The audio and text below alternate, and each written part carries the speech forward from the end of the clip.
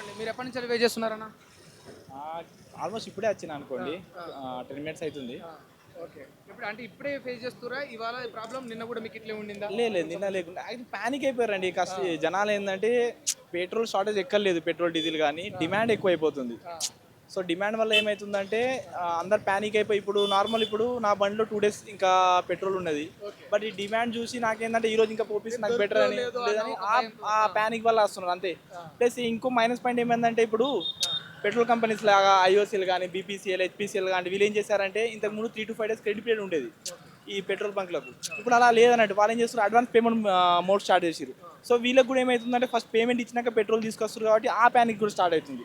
So దీనివల్ల జనాలకు ఇదే పొజిషన్ కొన్ని ఆపోజిషన్ అంటే ఏ పార్టీ అని కాదు, కొన్ని ఆపోజిషన్ దీన్ని అడ్వాంటేజ్ గా తీసుకొని కూడా ఇంకా ప్యానిక్ క్రియేట్ చేసే వాళ్ళకు మంచి పేరు వస్తుందని ఇంకా దీన్ని చాలా స్ప్రెడ్ చేస్తారు అంటే అన్నట్టు. కొరత ఉంది అనే ఒక వార్తను ఓ spread స్ప్రెడ్ చేస్తా చేస్తారు. ఉన్నారు. ఆ, పెట్రోల్ షార్టేజ్ ఉంటే ఇప్పటికి పెట్రోల్ అయిపోవాలి. మీరు ఏ పెట్రోల్ బంక్ నుంచి పెట్రోల్ అయిపోతలేదు, వాళ్ళు పెట్రోల్ ఇస్తున్నారు. బట్ డిమాండ్ వల్ల మీకు రష్ ఎక్కువ అయిపోయింది అంతే. ఓకే. అంటే డైలీ ఒకరు రావాల్సిన వాళ్ళు ఒకే డేలో ఇక 10 మెంబర్స్ ఇప్పుడు వస్తారు. నేను నార్మల్ ఏం చేస్తా అంటే 1 వీక్ పెట్రోల్ తీసుకుంటా. ఈ పానిక్ వల్ల ఏం చేస్తున్నా అంటే 1 వీక్ తీసుకున్నా కూడా మళ్ళీ నేను నిన్న సాయంత్రం పోయి మళ్ళీ తీసుకుంటే ఆ పానిక్ క్రియేట్ చేస్తారు. అట్లా డిమాండ్ అయిపోతుంది ఈ పెట్రోల్ షార్టేజ్ అని. పెట్రోల్ షార్టేజ్ ఎక్కలేదు. ఈవెన్ గవర్నమెంట్ కూడా చెప్తుంది పెట్రోల్ షార్టేజ్ ఏం లేదని. వీళ్ళు కొంచెం వార్ వల్ల స్టేట్ ఆఫ్ హైమ్రూజ్ మన ఉంది కదా, అది దాన్ని ఆపేసిన వల్ల పెట్రోల్ రావడం చాలా లేట్ అవుతుంది. దాని వల్ల అంతేగాని ఇంకేం పానిక్ కావాల్సిన అవసరం లేదు.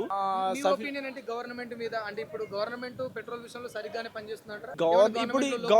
ఇప్పుడు ఏం లోపాలు లేదండి. ఇప్పుడు ఇరాన్ మీకు పెట్రోల్ ఇవ్వకపోతే మీరు ఏం చేస్తారు? ఇరాన్తో యుద్ధం చేయాలా? లేదు కదా. వీలైనంత వరకు మన రష్యా నుంచి మనకి ఆయిల్ తీసుకుంటాం. మనకి యుఎస్ వార్నింగ్ ఇచ్చినా కూడా మన మోదీ ఏం చేశారు, మన వాళ్ళ వార్నింగ్ భయపడకుండా మన రష్యా నుంచి ఆయిల్ తీసుకుంటాం. ఆ సిచ్యువేషన్ అదే మనం భయపడి ఉంటే ఇప్పటికి ఈ సిచ్యువేషన్ దీనికన్నా ఇంకా గవర్నమెంట్ చేస్తుంది తన ప్రయత్నం తను చేస్తుంది. నార్మల్ ఇరాన్ మీద డిపెండ్ అయితే ఇంత ఉండేది కాదు, ఇంకా చాలా దారుణం ఉండేది. మనం రష్యా మీద వేరే అదర్స్ ఆయిల్ ఎక్స్పోర్టర్స్ మీద డిపెండ్ అవుతున్నాం కాబట్టి ఓకే చాలా బాగుంది ఇప్పటి వరకు. బట్ డిమాండ్ కొంచెం అయ్యింది. చాలా మంది ఏమంటే ఇండియాలో ఇంధన వనరులను అంటే వెలికి తీయడం, దాని కెపాసిటీ పెంచాలని చెప్తా ఉన్నారు. అలా డిపెండెంట్ గానే ఉన్నాం కనుక సో స్టోరేజ్ కెపాసిటీ పెంచాలని చెప్తా ఉన్నారు. ఇందులో కొంచెం ప్రభుత్వ లోపం ఉంది. కరెక్ట్. ప్రభుత్వ లోపం అంటే సార్ ప్రీవియస్లీ మీరు 10 years బ్యాక్ కూడా చూసుకోండి.